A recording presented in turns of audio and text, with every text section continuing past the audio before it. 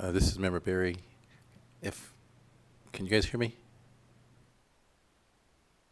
Yes. If I had one more question, how much disruption would that cause? Yeah, we'd have to go back and do a closed session. Um, is this, pardon me? Yeah, is this something that you could call Director Hum and ask from staff for your own edification? Uh, I have a feeling it has to do, yeah, with right. something that you mentioned before. Yeah. Right. So I would just want to get just clarification or confirmation. Clarification on Yeah. that? Yep. Okay, just give us a minute. Megan is up there if he wants to consult with Megan on the materials real quick, and then if he still has the question, we can close it again. Okay. Does that sound good?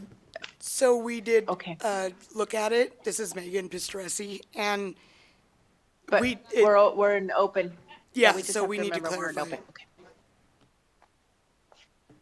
Okay, did you want to, we can take a recess, like a 5-minute recess, and have Mr. Ruiz. Yeah, we'll have to close it again? To waive it? Okay, do you want to put your microphone on? Go ahead and state it for the record. I don't mind it being open.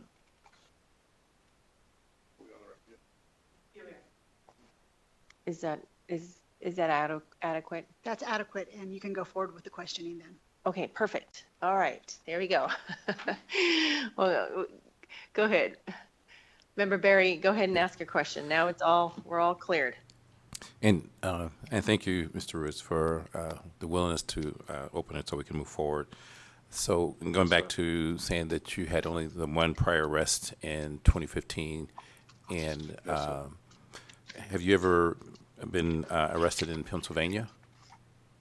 No, sir. And also I have an issue in California as well, where I've been pulled over by the police and they fingerprinted me. They asked me about addresses that I've never lived at. So this is the second time that this issue has arrived where I have arrests that I'm unaware of, that it wasn't me. So Pennsylvania and California, where I've been pulled over by state police and they fingerprinted me to make sure that I am who I say I am. And you've lived in Nevada since when? Since 2018.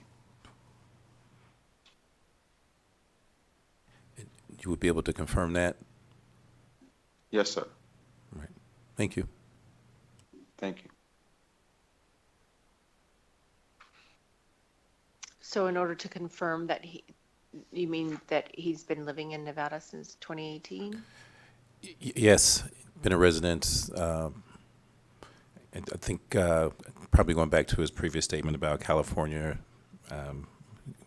given the benefit of the doubt without any other confirmation, I'll just take him at his word in terms of living in Nevada. We may add a caveat to the motion just to show proof of residence from 2018 on to current.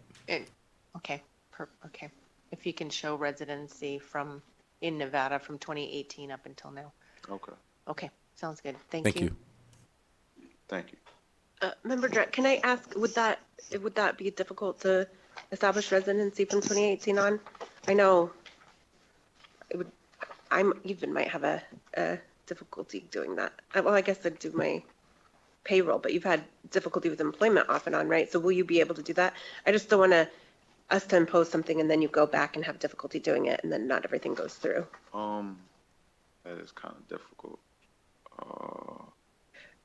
Have you had a driver's license consistently the whole time? Yes. I think, but I don't know. You'd have to get the DMV records for the last 7 years.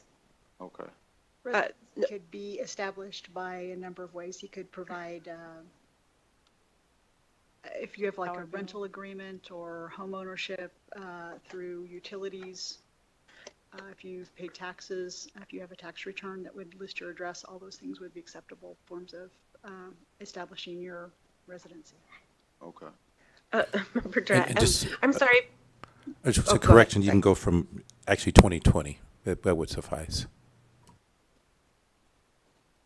Member Drat, I'm sorry, Member Barry, can I want to further make sure he can establish this, because if he's had difficulty with employment, power bills may not be in his name, rental agreements might not be in his name. I'm just trying to think forward to make sure he can accomplish it, and he's not just being agreeable, and that he actually can. Right, and I'm hopeful that council can work with them to make it as convenient as possible. Starting off with driver's license, if it's been current all along, that helps just starting there. So, but if council just works with them, I think we could probably suffice and support making it easier as possible for him. Thank you. So would I have to get like my DMV printout for the last X amount of years, or? Anything that's going to show that you lived in Nevada in 2020 Okay, until now, okay, right? From 2020 until now, okay. so the last 5 years.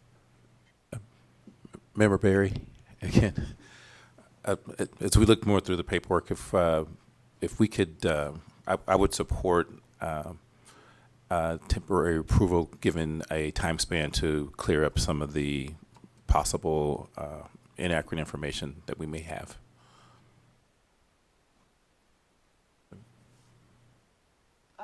Member Drat, then would you be amenable to like a motion to, because we can't do a conditional approval, approve it with condition that, we set it for a status check to make sure that this, Yes. yeah, for some additional documentation. Okay. Yes. Do you understand what Yes, ma'am. what we want? Okay. Yes, We ma'am. just want proof that you were living in Nevada in 2020, because our records show that you were that you were charged or that you were arrested in 2020. Okay, But you say that you weren't. And I Right. mean, that there's Yes, other information out there that is not you. all right, ma'am. So we just want to make sure that it really isn't you. Okay, understandable. Yes, Okay. ma'am.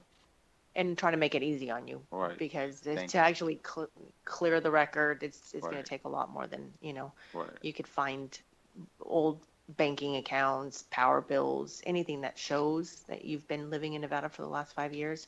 That's a lot easier than having to clear your record. right. Okay, Board members, as an alternative, if you'd like, you could table this matter for 30 days and allow council to work with him to see if we can get to the bottom of his criminal record. We do have some additional resources we might be able to provide him with. Great. Okay.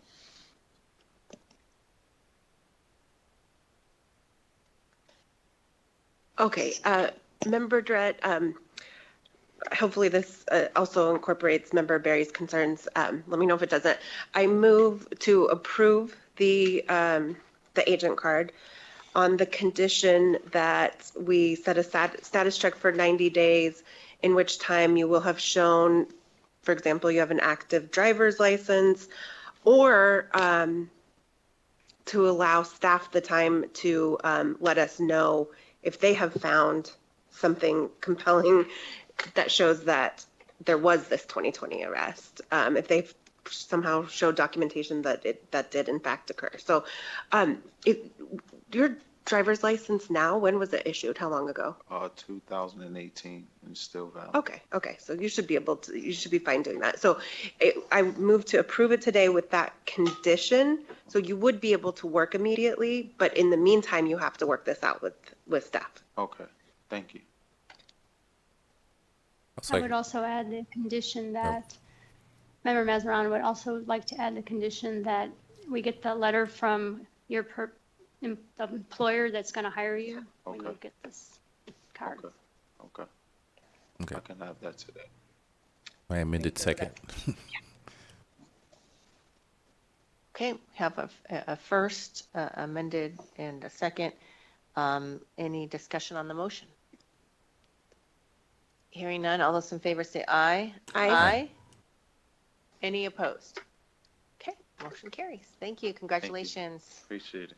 All right. Luck to you. Good luck. Thank you. Thank you. You too. Okay, with that, we're going to go ahead and go to our briefing from the chair and the executive director. I have a little something to say. I have a little statement here. I want to recognize the incredible efforts of our board staff and IT teams over the past few weeks. As you know, the state experienced significant IT disruptions, and while those challenges were beyond anyone's control, our staff and IT professionals worked tirelessly to keep things running, to minimize the impact, and to get us back to normal as quickly as possible. Their professionalism, the dedication, and calm under pressure made a real difference. So on behalf of the board, I want to extend our gratitude and appreciation for keeping things together during this difficult time. So thank you guys. Thank you all. Thank you everyone for keeping your cool and getting things under control. So thank you. Thank you. Director Helm? Thank you, Chair. I would also like to echo the appreciation for CCB's IT professionals. Truly couldn't have done it without them, including every month at these board meetings. But what they've done over the past few weeks has been truly special and incredible. So I just wanted to thank them as well. Honestly, our efforts could not have continued at full force without their resourcefulness and dedication. Right now, just some housekeeping things because of some of those IT issues. CCB cannot accept electronic payments at this time, but we will notify everyone as soon as the e-payments resume. On Thursday, August 27th, in a response to some of these issues, the CCB began to temporarily accept agent card and industry fees in person. I'm happy to report that to date, so in those 3 weeks, more than 215 agent card payments have been collected, allowing Nevadans to enter or maintain work in the state's cannabis establishments. The CCB is also accepting payments by mail, and you can visit our website for accepted forms of payment. Again, thank you to both our agent card team, Chief Gilbert and his entire team, and program support staff who have made this process possible and efficient. We really haven't missed much of a beat from that standpoint. One thing, though, as recovery efforts do continue at the state, I had said we had anticipated starting the workshops for regulatory changes in October. Unfortunately, we believe we'll be delayed a month now, but we are constantly working on those.